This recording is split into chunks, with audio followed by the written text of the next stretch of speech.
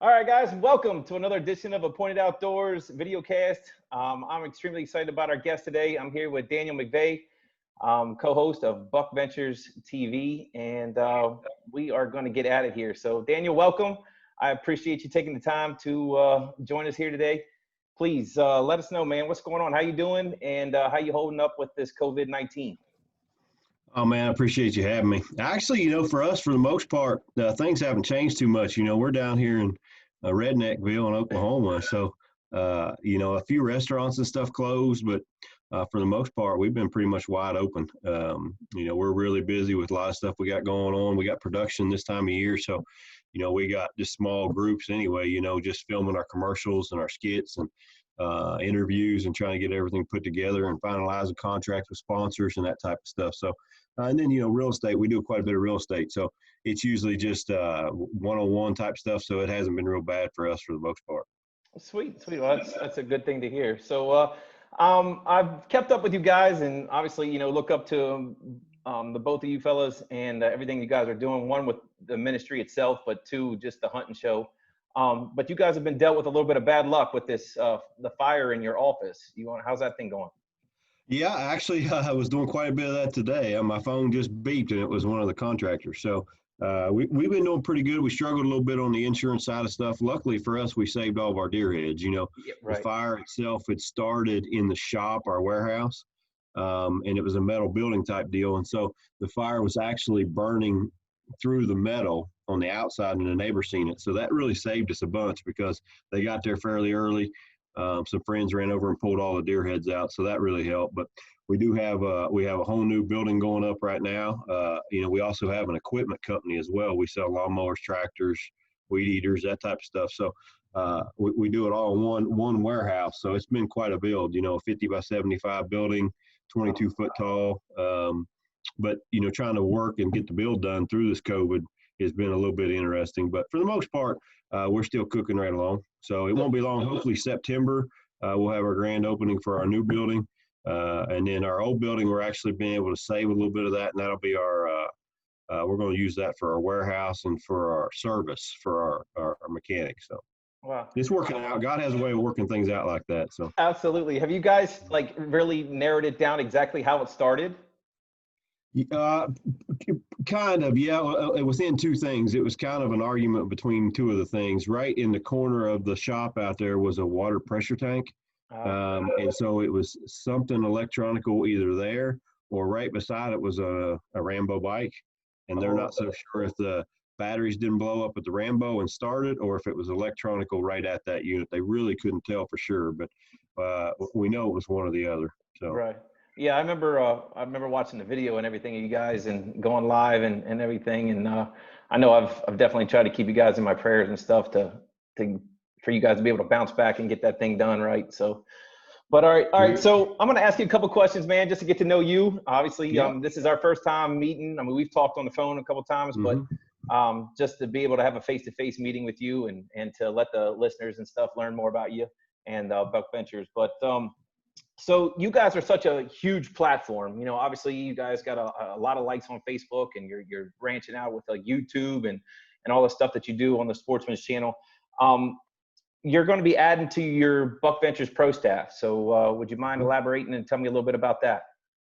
Yeah, we've actually been blessed pretty well with our pro staff. We currently have around 150 pro staff members. And it's been more of a ministry than it has anything else for us. And that's really where it started. But the Sportsman's channel has come to us, and we've actually, last year we run 10 original episodes with just the pro staff. And then this year we're doing 20 original episodes. But the reason we had to add some more pro staff was it's just content. Even with 140 guys, it's really hard for those guys to go out and create 20 whole episodes. It's not something that's real easy to do, to get a complete episode and get the whole kill and get the whole story or the whole harvest. And it is difficult. So, and we've always said it was a ministry, and if God wanted to continue to grow it, if it got 2,000 people, it was more about the ministry than it was about the pro staff. So, we've been incredibly blessed. It's continuing to grow. I think we have invited 75 or 80 more this year. It just depends on who comes to the meeting or what, but we pretty much make it mandatory to come to our meeting to be part of the pro staff. Because unless you come and we get to meet you, we really don't know your character, who you are, and vice versa. You don't really know who we are. We have had a few people that come and, who we are and what we do, and the way we chase Christ is what I would like to say. I mean, we love the Lord, and we try to chase that. And so it's just not for everybody. So sometimes, that might not be necessarily what somebody's looking for. And so we've had a few fall off that way, but it's been a true, we have a private page, a little private group page for our Facebook. And it's really awesome when somebody needs prayers and they're able to go on there and ask for prayers, man. And you got all your brothers praying for you, and people that are going through the same things and not judging. And it's really been a true blessing. So, right. Well, that's one thing that I want to be honest. I mean, like like I said, you and I have talked. That's a huge piece for me. You know what I mean? Like I love that portion of it, of being able to be in a group with brothers and to be able to have people that are like-minded as yourself and believe the same that you do, that when things happen, that you have a support system there. One, only through the ministry, but two, through hunting. And that's huge. And that's an awesome thing. So that's something that I'm definitely interested in. And I'm trying to work some details out, but you might be seeing me here in July here, because I'd love to meet both of you guys and really see what it's all about. So I'm excited, and hopefully that it will work out. But I appreciate that. And thank you. So let's turn it on the hunting piece a little bit. Obviously, a lot of people tune in to watch this stuff, for bucks to being, harvested and those kind of things. But what is your favorite hunt, or I guess I should say, or harvest to this point? Well, there's two that always stick out of my mind, but probably, it's obviously, a lot of times you go to big deer, but it's not just the big deer itself. It was the story. My deer freak, I shot a deer 201 or whatever. It was about the hunt. I shot it on my son's birthday, and just everything that went involved. I had a little mishap. I'd apparently bumped my sight a little bit, and when I shot him through the leg, and one of those type of deals, and just the whole up and down of that hunt itself, I think for me stands out. Freak would probably be the number one. That was the last deer I shot before my dad passed, and so there's just a lot of emotional things attached to that deer. So I would have to say that's probably my hunt or my harvest of a lifetime. So what state was that in? That was in Oklahoma? In the Panhandle. Mm-hmm. Right. Yeah, okay. We knew the deer pretty well. I mean, he was only actually 4, but there's really, it's almost impossible to shoot to not shoot a 200-inch deer. Yeah, I mean, come on now, bro. I mean, you can brag a little bit. It's all good. Yeah. I mean, not very many people get a chance to sit in front of a 200-inch deer. So I mean, God definitely blessed you with that, and it's exciting to see. And so and to be able to shoot it on my son's birthday, was. It's something, you'll never forget what day you shot it. I mean, there's things that you'll never forget. The hunt itself, the way it unfolded, and the story. It come in at 40 plus yards, almost 50, and I didn't shoot, and I let him go, and then he got away, and then he ends up coming back. There's just and then like I said, I ended up I shot him and actually only went through the front shoulder, and it didn't even go into the chest cavity, and he went 60 yards. Just things you can't. Just sometimes they stick out, boy. Right, meant to be kind of deal, right? Yeah. So things all worked out and played together. So I mean, we've spoke a little bit about the God piece, and that's something obviously with Buckventures, it's huge, and it's huge with me and everything that I'm trying to do as well. But how did it affect you, or like where did you finally meet God in your life? Is it something that just came about, or did you like obviously I've been raised in a Christian family since I was born. So, I mean, I know that for a fact that it takes a little while for you to develop that relationship with God where you actually really believe in who he is and what he does. But for myself, I did it at such a young age. How about you? Yeah, and we're blessed and lucky enough to do a lot of speaking engagements and travel across. And it really is my testimony. I tell people all the time, really Buckventures saved me. For the most part, I was pretty lost, and I didn't grow up in a household where we went to church. My mom taught us how to pray. That was really it. we knew about Jesus, and it was always a story that for me personally, I believed was true. But we never went to church. It was never something. We never adorned a church. I kind of grew up in a hippie household, where my dad was a 70s type. I was born 77, so it was a little more difficult. Drinking and drugs were part of how I grew up or what I was raised around. And so, once I met Buckventures, I actually met Jeff guiding the second year Buckventures was ever formed. And, he ended up giving me an invite to come out and do the pro staff. And really, that's what changed me a lot. Same way we're doing with the pro staff now. At the time, I was pro staffed, and, one of the other guys that was, and Jeff continued to witness to me. And, when you're not around it, people don't really explain to you what it means to be saved. Everybody, even the devil believes in God, or Jesus, so for me, I believed, but I didn't really know what it meant to be saved. I didn't really know what it meant to truly give my life to him. And Buckventures was my saving grace for that. If it wasn't for them and the people I was around, for the most part, I don't think I would have turned my life around, because God kind of knew what I wanted. I wanted to be pro staff so bad. That's all I'd ever wanted. I always wanted to be on a television show. I went to guide school and was guiding hunts, and TV wasn't an easy thing to get into. And so he knew what I needed for me personally. He knew that the influence from Buckventures would change me, because I wanted that part of it in my life so much. And it completely changed my life. And, was able to have a great family and great wife. Just been absolute amazing what God can do when you trust in him. So.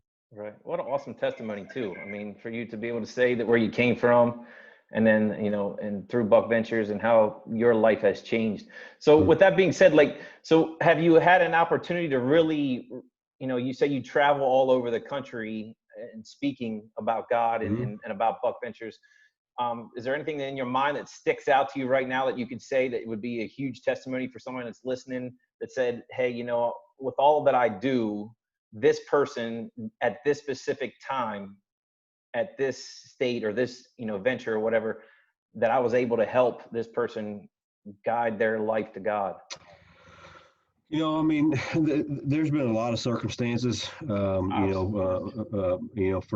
me, I think personally it would be more friends and family that you change, because those stick out to you more. Right. Not that any of them that you speak at and end up giving their life to the Lord or any different, but I think one of the biggest things for me is what I've been able to do with my church personally. I go to a small church here. We about 130, 140. Is probably the normal of our church. And 6 years ago, my pastor asked me to start a beast feast, type wild game dinner that we speak at all the time. And so we were able actually to start that and to watch the change in our community. We this year, obviously, COVID kind of slowed us down a little bit, but last year we had almost 800 people at an event in a little teeny small town that and to actually get to spend time with some of those people and run into them at the gas station and then talk about how it's changed their lives. That for me has been one of the most powerful things that because of my experience with speaking like that, I was able to head that up, and it's really changed. And people you see every day, if I travel to North Carolina and speak, I don't necessarily get to see those people again unless they reach out to me on social media or something. I may never speak to them again. Right. And so those don't stick out in your head, I guess, as much. The ones you run into here at the gas station or Walmart, and they're like, man, I was at your Beast Feast, and this speaker, touched my heart here and changed my life. And those stories, those people really is what you remember for me. Right. Well, that's awesome, dude.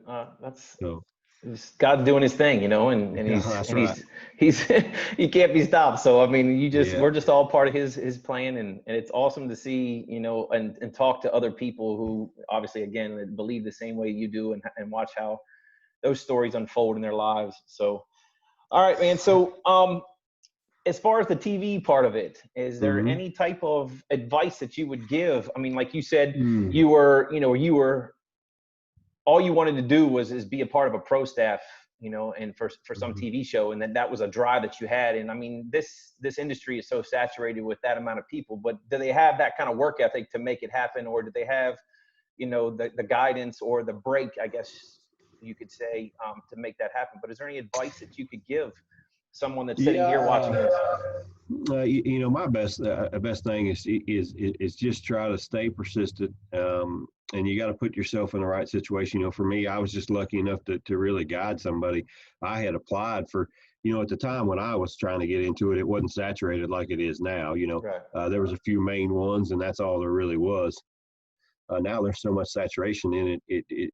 It really it's kind of the two different spectrums, but there are a lot of avenues in the outdoor industry. The one thing I would say is if you plan on doing the outdoor industry, just know that you're not doing it for the money. I mean, there's no mistake. There's not a whole lot of money in hunting. I don't care what anybody tells you. There's just not a lot of money in it. It has to be a drive and a love. And for me, I just had a work ethic a little bit. Probably, I'm kind of a workaholic, but there are ways to get into it. The guiding and outfitting was always a great way to meet people and to be in the industry and to make a living doing it. TV is not the only way. TV is, yes, it's great and it's great to be there, but it's not the only way to make money at doing it. And then I tell people a lot, filming really, it's a great way to get in. If you can learn how to be a good cameraman and film, you have the opportunity. There's shows, and some of these people were looking for good quality cameramen every single year because, I mean, I just use me for an example. I probably hunt, me and Jeff probably hunt harder than 99.5% of the people. When you come hunt with us, we're going to probably break you because, just like this year, I hunted 9 straight days, all day sets in Kansas. There's not too many people that are doing that, and most people can't handle that too much. So a lot of times there's a lot of really good openings for a quality field producer. And it's a great way to get your foot in the door and start to meet people and really learn the business. And really, a lot of times, if you get with the right person, you can learn a lot from that person you're hunting with for education wise, because trying to consistently kill mature whitetail and do it enough to quality to put enough television shows out there is not an easy feat. Oh, absolutely not. Yeah. I mean, Yeah. and that's something, definitely that I think I've learned with the filming that I'm doing and the stuff that I've gotten into is how hard it really is to be able to be consistent. Because I mean, a lot of people you see, I think in here, you're like, oh man, I harvested a great buck, but to be able to do it on a consistent basis, year in and year out, that is something that you just can't plan for, and it's hard to do. So, but that's great advice. So, all right, man. Well, I don't want to keep you too long. I appreciate your time, and I appreciate you doing this. And like I said, I hopefully, here in July, hopefully I'll be able to shake your hand and not just sit across from a TV from you. Yeah. Or I hope so, man. So it'd be something awesome. And I think you should come. I think you should come. Just experience it. Nothing else. You'll be able to make your decision once you're there. Right. The thing is it's really, and I told you that on the phone. It's so much about the ministry that's the most important thing. I mean, being able to have 200 brothers across the country where you can call and pray, and it's really been, man, it's been a humbling experience for me too. Right. So I reached out. I haven't had a chance to talk to him yet, but there's a guy, I believe his name's Steven, and he's from Maryland, and he's in Kansas. Yes, he's in Kansas now. Yep. I think he owns an outfitter. So Yep. I'm gonna call him, and actually I called him and he was busy, but he said he'd give me a call back. But I want to talk to him. Obviously, just someone from my state. You know what I mean? Home state, rising sun, and we're gonna chat a little bit about it. But yeah, it's something that I'm really looking forward to, and it'd be awesome. So, all right, my brother, I appreciate you taking the time again to sit down and chat with us here for a little bit and putting us in your schedule. Guys, there you go. Please feel free to check out Buckventures TV. Head over, give them a like, whether you're on Facebook, Instagram, or YouTube, as well as the Woodsman. All their pro staff are going to be going and competing for an opportunity for an episode on that. So check them out as well. And again, we'll move on and head on. So I appreciate your time. Hope you enjoyed this video. And again, thank you, Daniel, for your time. Have a good day. Thank you, man. God bless, man. We'll see you later. Yes, sir. God bless everybody.